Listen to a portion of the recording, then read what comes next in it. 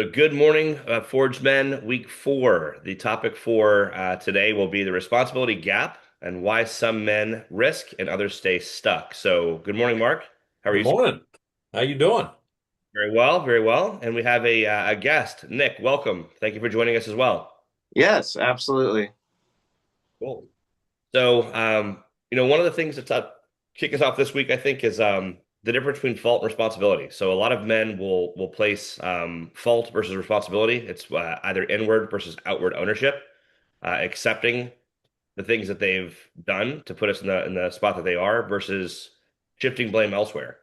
And I'll kind of kick us off by what was it, Mark? About 2 years ago, a wise man said to me, one day you'll realize that everything that you do in life puts you in a situation, whether you stay at work 10 minutes late and got caught in a traffic jam, or whether you leave 10 minutes early and lose that $3,000 deal, no matter what happens, every choice you make in life puts you where?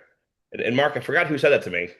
Maybe it was you, Big ugly fella. but at the time it didn't resonate with me. And how can I affect, how can my impact to my decision to stay at work 10 minutes late, how can that impact a traffic jam or getting home and missing dinner or missing a big deal? But over the last couple of years, that resonated a lot, and it is very true. And when you sense of ownership of your life, that everything happens, every situation you're in, everything that happens is a result of what you've chosen.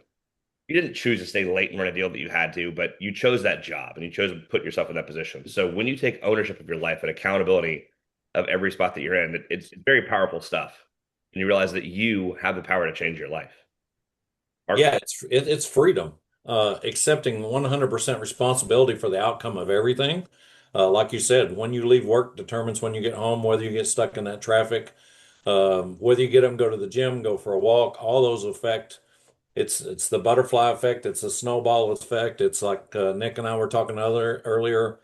Following God's plan or working against it. There's a lot of factors there, but there's power and ownership of your life, and that includes everything good or bad taking responsibility for.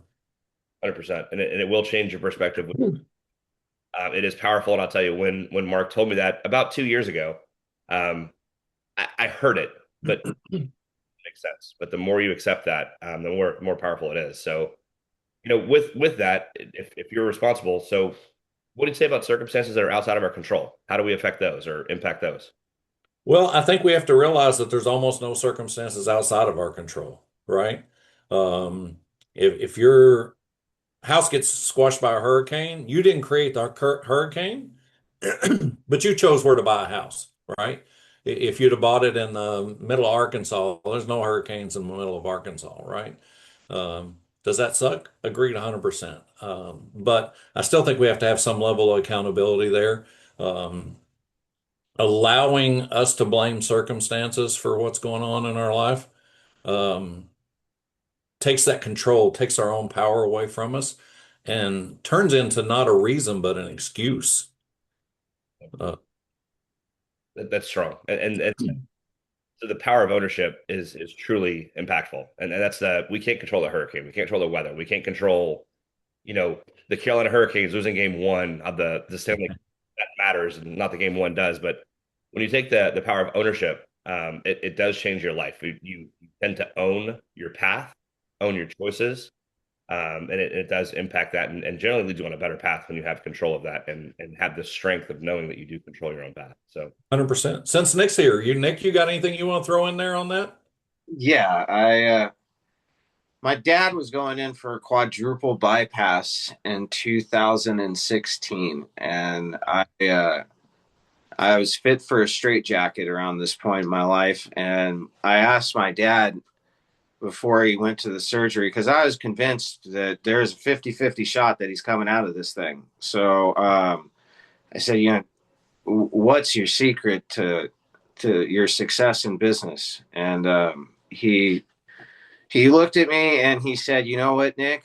You have every gift in the absolute world. And if you're, or when it comes to sales," and he said something along the lines of, "You have to become somebody in your personal life that your clients want to be." And he said, he actually is very humble in that moment. And said that's not something that I really accomplished. And he said, if you accomplish that, you will. So, what I realized there in that moment, and I have no doubt it was the Holy Spirit, I got a flash in front of me of my life.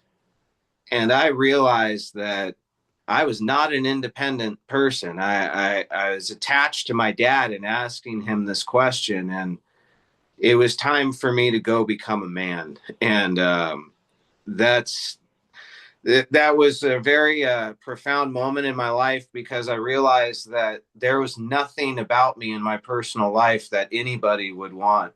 And I had to make some major changes, and the only thing that came to mind was Jesus. So I said, you know, you want me to do? And very shortly after that, I was on a plane out here to Illinois.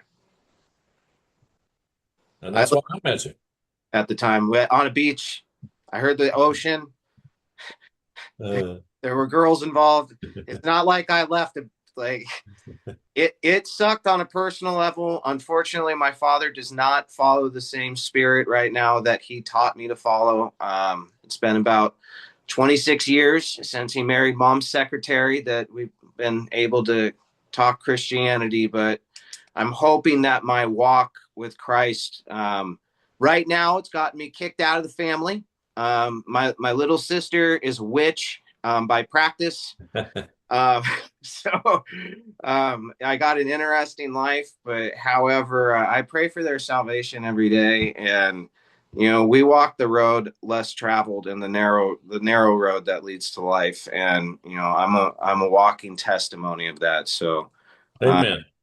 The path you're walking. really thank you for bringing that memory into my mind. It always gets me pumped up and motivated. Nice. And they'll Yeah. come around sooner or later. They'll come around. Oh yeah, I know. I know. What's next on the agenda, Jason? So why men get stuck? All too often talking about the sense of ownership and all blaming circumstances. It's easy to do. It's easy to say, man, woe is me, or this happened to me, or one of the things that I reflected on in my life, and again, we're not two polished, or at this point, three polished individuals. We are just guys out here figuring it out, and that's why we formed the channel. So we're real people. And I used to take personally when somebody cut me off in traffic. So let's blame the circumstance of somebody cut me off in traffic. They cut me off. They got in front of me, right? Why did they cut me off? And again, with interpreting this and some other thoughts, maybe from somebody else in the car, it was they're not cutting you off. It's not personal. It's not you. You just happen to be in the spot they wanted. But all too often, our head goes to that blaming circumstance and that kind of woe is me aspect. So have you had situations like that, Mark, or how do you get overcome that? Yeah, I think there's a lot of those, and we all have our own little triggers. Like you said, the traffic. I used to get so mad sitting in traffic. I mean, I would lose everything in my every bit of sanity I'd have, most of the swear words I slip up and say are sitting in traffic somewhere, sometimes to the point where you hope somebody's dead on the side of the road because there's got to be a reason that I'm stopped, right? And then you feel like a miserable person because you're like, okay, now that's just terrible thought. You don't want that to happen, right? So again, that goes back to the responsibility. Did I choose to drive down this road? Did I choose to take that exit? Did I choose to leave when I did? Is it my fault I don't have an extra 15 minutes to sit here and wait on somebody's life is really interrupted through the accident in front of me or whatever it is that's causing this jam. They are having a rough day. I'm just being delayed a little bit. And that instance, that traffic thing, that speed bump in your road, whatever it is, might be just slowing you down for something so something doesn't happen to you. Sometimes that's the good Lord's will that's how he blocks something from us. Sometimes he gives us a bad job so we can get prepared for the good job that's coming. So there's a lot of those things. I think we just allow ourselves because it's so much easier not to look in the mirror and say, you didn't get it done, or it's your fault, or you need to do better. I agree with that completely. I agree with that completely. You don't know what the signs are. One of my big things as of late is it's not just a destination, it's a journey. And all too often, when we're on that journey, we have those horse blinders on. We're at that singular vision of what that destination is, whether it be professional, personal, relationship. we want to get there. We want to get the job. We want to get the financial comfort. We want to get the girl or the boy or whatever, Yeah. the journey of the dating or the experiential learning or the small task being accomplished while you're on the way to that financial freedom. We don't look at the journey. We want the destination. And perhaps it's age, perhaps it's self-reflection, but the journey brings us more than the destination. Whether it be that slowed path, that traffic that derails you from your what you thought your objective was, that maybe it's you're listening to a podcast and you hear a motivational tidbit as you're pulling into work that you wouldn't have heard had you not had that delay. But Yep. to that point, waiting for motivation. So as far as the looking in the mirror thing you said, waiting for motivation. How often has motivation found you from an outward point as opposed to inside yourself? Well, I think number one, we got to start by knowing what motivation is, right? And motivation, uh, I've watched a million motivational videos. I've played them in sales meetings. I've done sales meetings I thought were motivational, that everybody was ready to go, take on the day, crush all the goals. And the next thing you know, 15 minutes later, everybody's saying, what are we getting for lunch? Who's going to Starbucks, right? We've totally lost our focus, right? So I think we got to stay away from the term motivation because it's external, right? It has to be here and here, that drive. And I like the word drive better than motivation. I like the goal. You're talking about the journey, it's not what you get, it's who you become. I know that's clichéic and somebody said it 1,000 times before me or a million. But it's really about who we become, not the result. Uh, we're going to have what we need to if we're doing the work and more than we need. But it's about who we become and who we can bring along the path with us. And I think motivation is almost a bad word because we say, I'm not motivated to go to the gym. Well, that's BS, right? You don't need motivation to go to the gym. You need a scale and a mirror that says, hey, big fella, you need to go to the gym. Not motivation. That's the tough stuff that's not fun, but the results pay off. And it has to come from within. You said whether it be the motivation or drive, whatever the word is, it has to come from within. You're not going to have an external influence. You're not a pot of water. You're not going to have a flame applied to you. You have to apply the flame to yourself. The water's not going to boil unless you boil it yourself. It's Yeah. that. And I think a lot of times that we resist that motivation or that drive or that stepping out of our comfort zone is for fear of failure. And fear of failure shouldn't be what stops you from doing something. Fear of failure, I think, should anything if not drive you, because the only real failure in life is one you don't learn from, right? Amen. Many successful bankruptcy had roadblocks, stumbles. The only real failure you have is one that you don't learn from. As long as you can learn from it, and if you were put on the path of that bad job to find the better one, maybe you learned what you didn't like, or maybe you learned how things were done that shouldn't be done that way, and you learned to do it differently. So Right. fear of failure, I think, stops a lot of people from doing it. The fear of rejection, the fear of no. Um, Mark and I have had a lot of people that we've coached in the auto business. Some have gone on, to very high levels, and it's the ones that you don't think you're actually investing anything in. You're just doing your innate nature of coaching and guiding and just seeing something in somebody to try and build it out. Those ones that tend to be most successful. And when they come back and thank you for all your efforts, you're like, I was just being me, which is really powerful stuff. Um, but the fear of failure should not be a hindrance Or to. maybe I'm froze. There we You go. froze for a minute. There we go. But the fear of failure should not stop you from doing something. Uh, Yeah. and I doubt it, but has fear of failure ever been an impact in your life, Mark? It has many times, unfortunately. The two worst human emotions that we have, number one is fear. We don't live 1,000 years ago where we had to worry about what we were hunting for dinner was going to kill us and take us home for dinner. We go to the supermarket, we go to Harris Teeter or somewhere and buy groceries. We don't have to go out and kill it anymore. So, uh, fear is an internal trigger that your body does to try to keep you safe, but there's no success in safety. And the other terrible emotion's guilt. We do a ton of bad things out of guilt because we think we're supposed to. Gotcha. Or fear of, public speaking on a live podcast, doing breathing exercises. More people fear public speaking than they do death. And I saw Jerry Seinfeld do a thing, say one time, that means more people would rather be in the casket than giving the eulogy. Well, great guy, but definitely true statistics. So I agree. And I still do breathing exercises prior to these podcasts and sometimes speak too quick, but catch myself, hopefully. And I get occasional reminders from Mark to breathe. Hey, Nick, what do you got on fear? Uh, I I know what it is to face them. It's not from God. So immediately when I have fear, I remind myself that it's not from God and it goes away. I really challenge that. I work with a lot of people who have ankle bracelets, and we have these conversations a lot because they're at a place.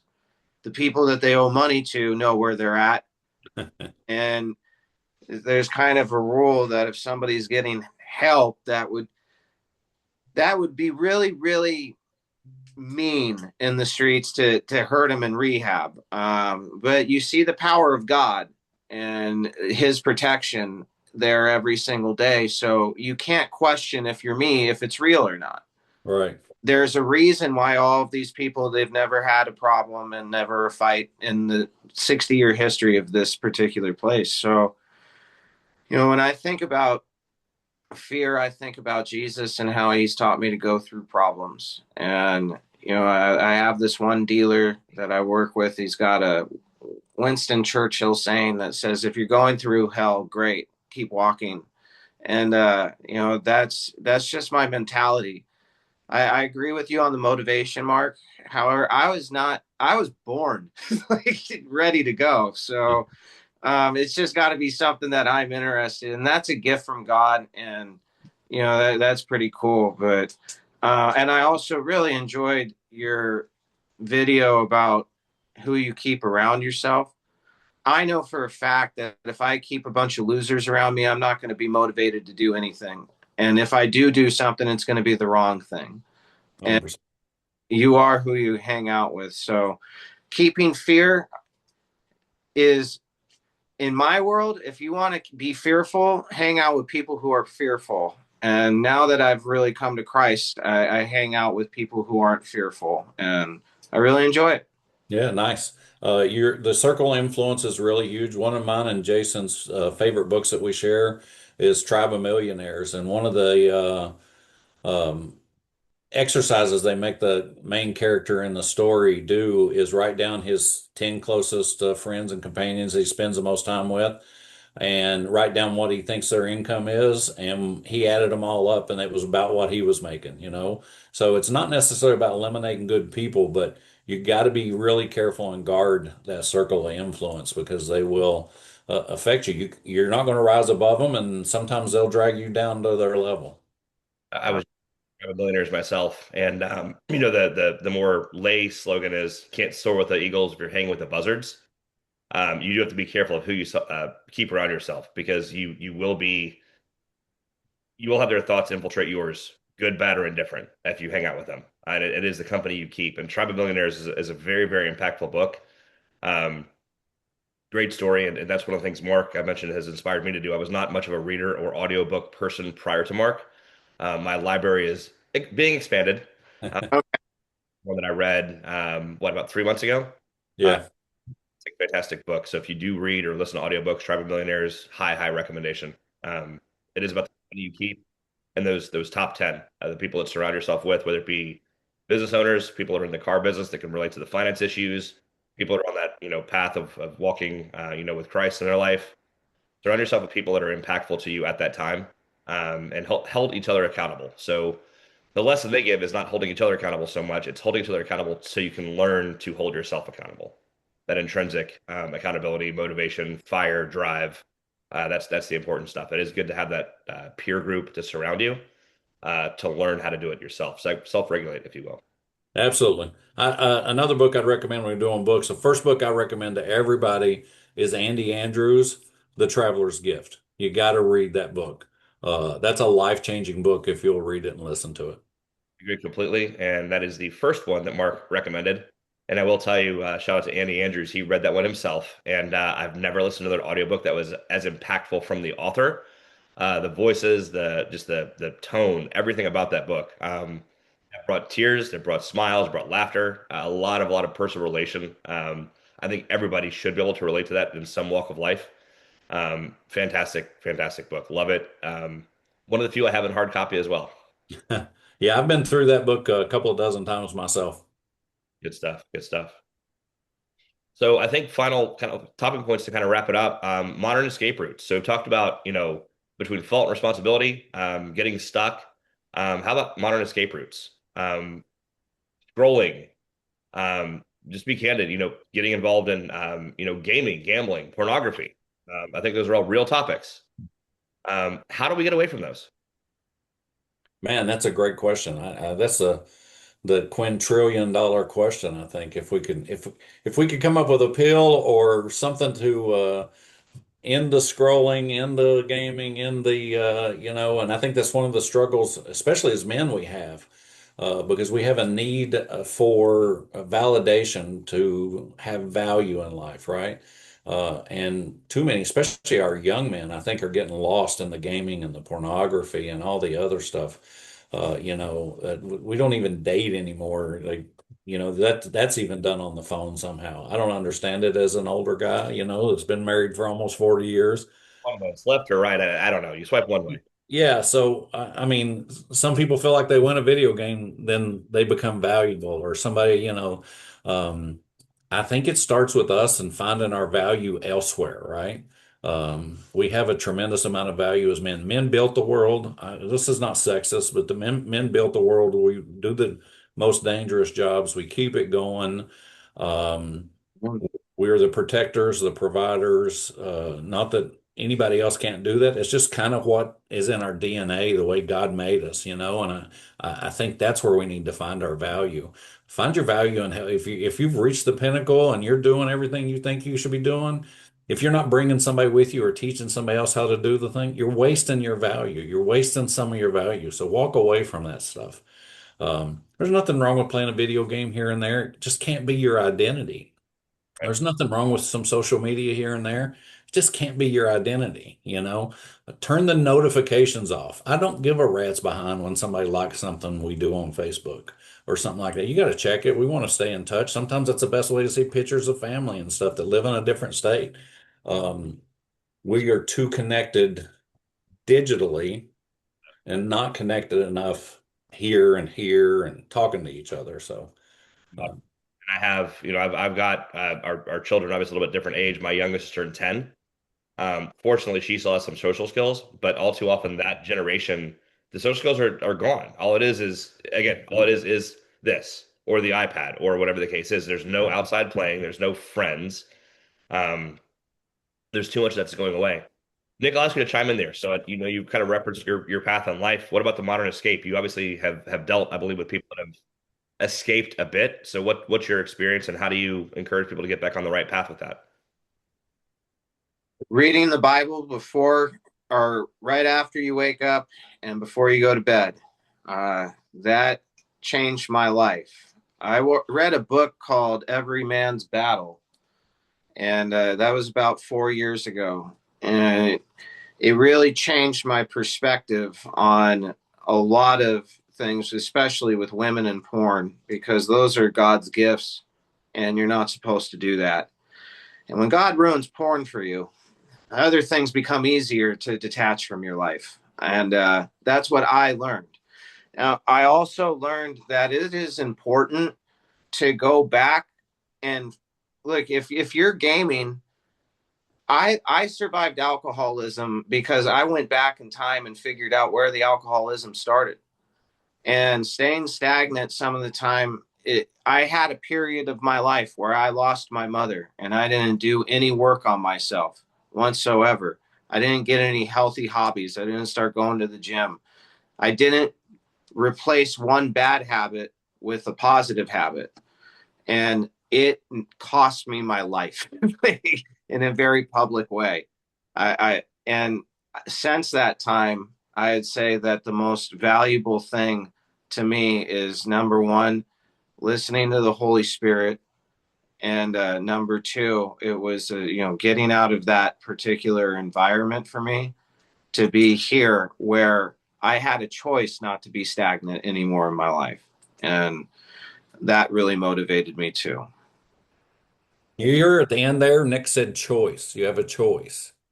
And that's he made the right choice. He makes the right choice daily with what he puts in his mind in the morning and before he goes to bed. It's a choice. We can all make it. I love it. We have choices almost every second of every day, and you need to train yourself, or you should train yourself, and provide yourself with that just automation that the choices are made simply on the right path. So no, that's stuff. Thank you for sharing, Nick. Well, thank you guys. I've learned a lot today. I use all of this before I go back out there. That way, people like me. Oh. Plenty of people like you, Nick. Yeah, yeah. Well, there's some. Can Mark? That's one of the coolest things that's happened to me too. I was hanging out in Mark's office one time, and he said, "You're my Donald Trump because not everybody likes you." And it hit me that day. I was like, "Holy crap! Not everybody likes me," and it was really relieving to me because I kind of liked it more than I was like bothered about it. So If under people's skin a little bit. the Whatever. What's that, Jason? You broke up. not everybody's going to like you on any path of life. So if you have a history of addiction, and you're hanging out with addicted people, alcoholics, whatever, and you choose to walk a different path, they're not going to like you anymore because you're not relatable.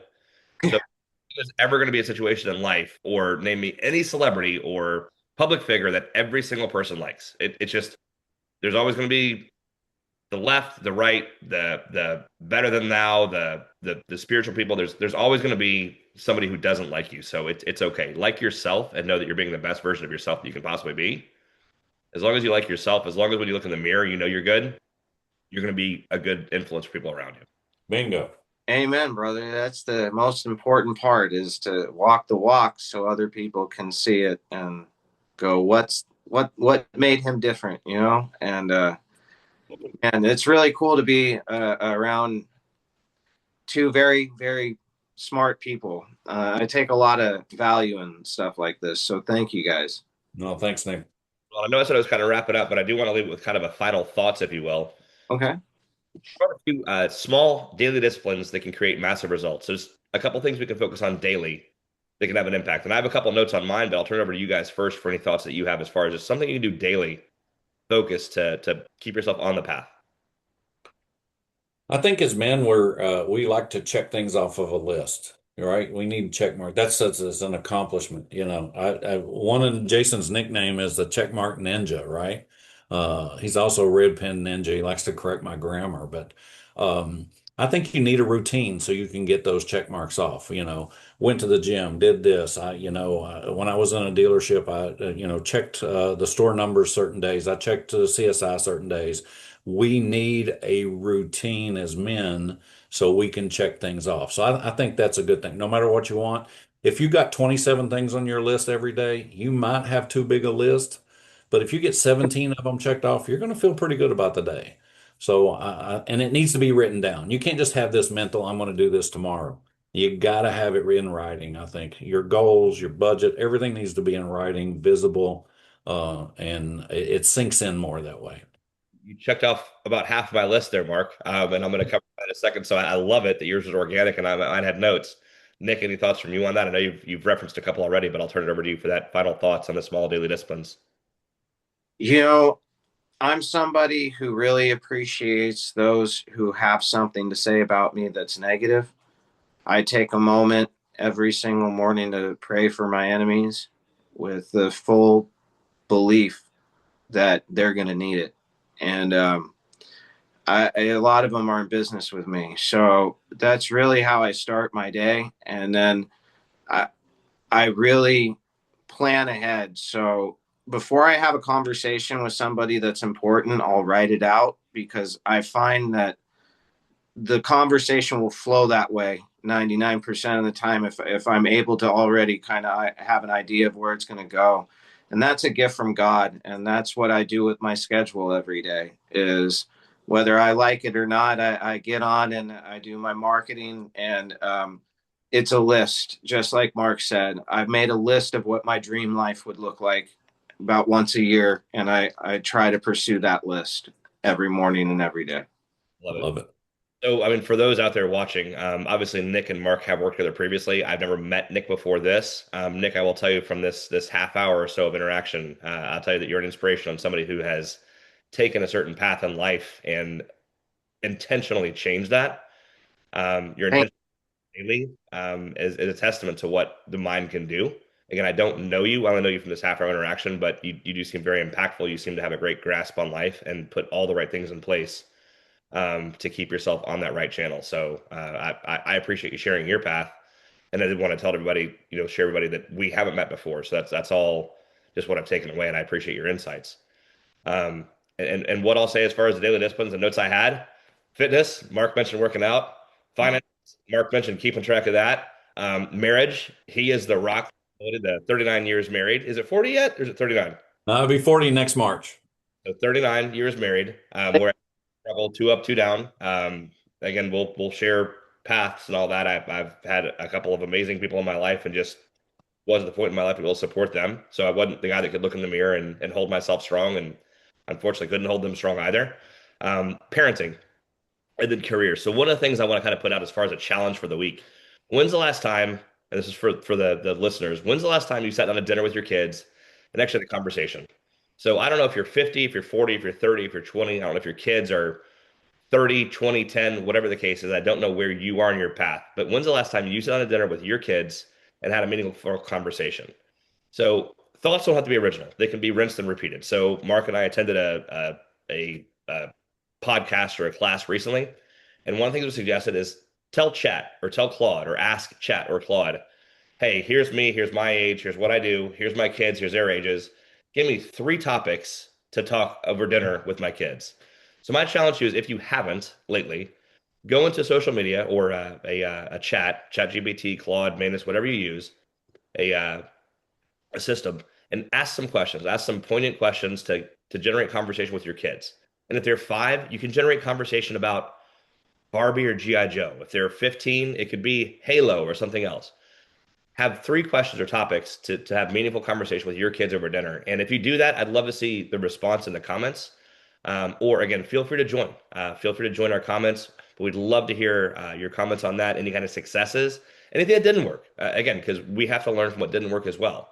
And then the AI is really, it is prompts. It's what you put into it. So maybe our prompts weren't right. Maybe we could help you, learn the prompts as well. But I would encourage you to do that one day this week at least. Sit down with your kids and have a conversation, or wife or spouse or whatever. So not just the kids, but have a meaningful conversation with everybody at that dinner table, and put work away. Focus on just the family. I think that is your core unit.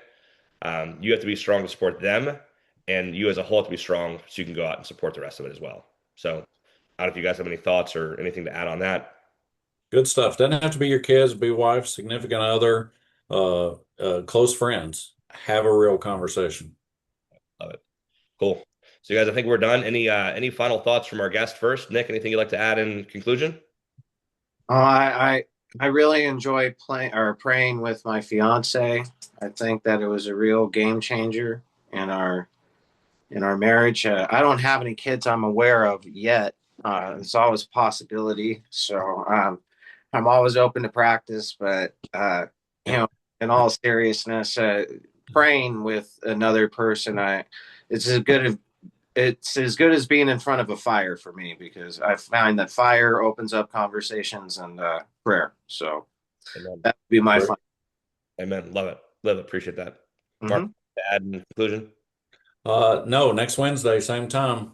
Follow us on Facebook. You'll see the link every Wednesday at 11:30. We're gonna get together and talk about whatever comes to mind or whatever Jason comes up with. What do the cool kids say? Like it, subscribe, smash those buttons. Yeah, I'll send a couple of invitations out to a couple of my buddies too. So I really appreciate it, guys. Thank you for We your love it. Thanks everybody for listening. Nick, hang on for a second for me if you would. Thanks, guys. Have a great week. problem.